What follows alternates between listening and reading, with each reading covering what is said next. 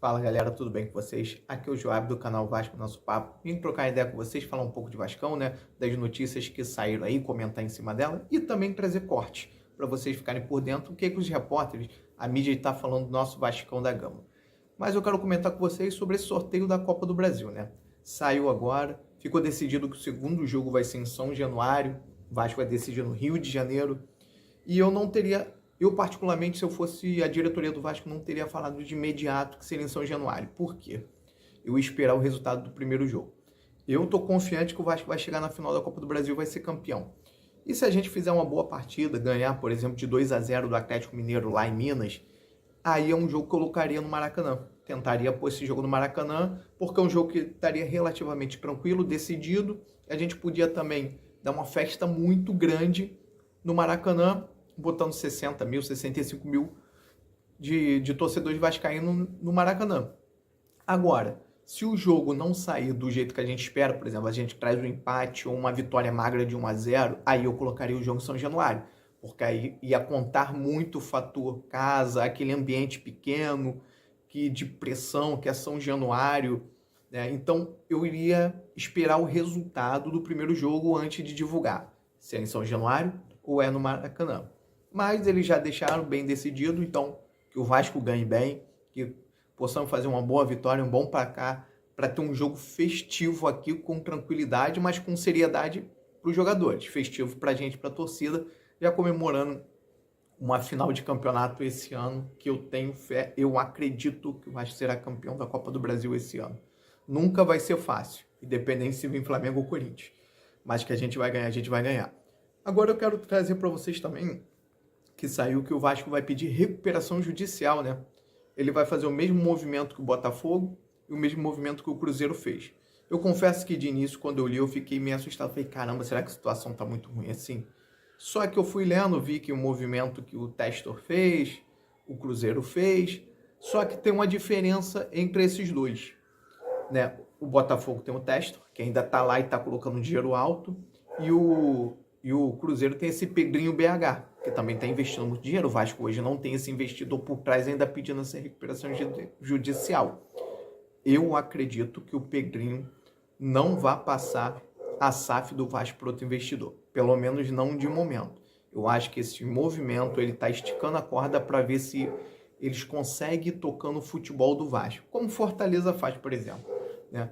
Então, eu acredito. É o que vai acontecer? Não sei. É o que eu gostaria? Eu gostaria de um bilionário gastando dinheiro infinito no Vasco. Mas uma coisa é o mundo real e o mundo ideal, né? E o mundo real está dizendo que o Vasco está pedindo recuperação judicial e a gente não tem esse investidor bilionário, um patrocínio muito grande por trás da gente. Mas eu acredito que as coisas vão se caminhando um pouco. Foi um ano que começou muito conturbado e está terminando muito bom para a gente, né? Então, nível de questão de rebaixamento já não existe mais esse problema. Qualquer três vitórias a mais, o Vasco já consegue a pontuação necessária para se livrar. Joga 2 vitórias acima e 5 jogos de vitória nesse restante brasileiro, já coloca a gente numa Sul-Americana. E é isso que a gente tem que pensar. E eu gostaria de conversar isso com vocês agora. Para mim, o Vasco vai ser campeão da Libertadores, da Copa do Brasil, já estou pensando na Libertadores. O Vasco vai ser campeão da Copa do Brasil, isso aí pra mim eu não tenho dúvida. Só vai mudar minha opinião no dia que se o Vasco não chegar na final. O Vasco chegando na final, eu vou estar mais convicto que o Vasco será campeão. Mas eu acho que o Vasco já tem que pensar ou na Sul-Americana ou na Libertadores. Claro que se for Libertadores que a gente ganha na Copa do Brasil, vai ser um degrau maior. Então o nível de investimento é um. Agora, caso o Vasco só vá para a Sul-Americana, eu acredito que o Vasco tem que montar uma equipe para ganhar essa Sul-Americana. Porque, para mim, esse ano está muito bem encaminhado. O Vasco vai ganhar um título. O Vasco vai ser bem posicionado no Campeonato Brasileiro. E um campeonato internacional a gente sabe que a gente vai beliscar.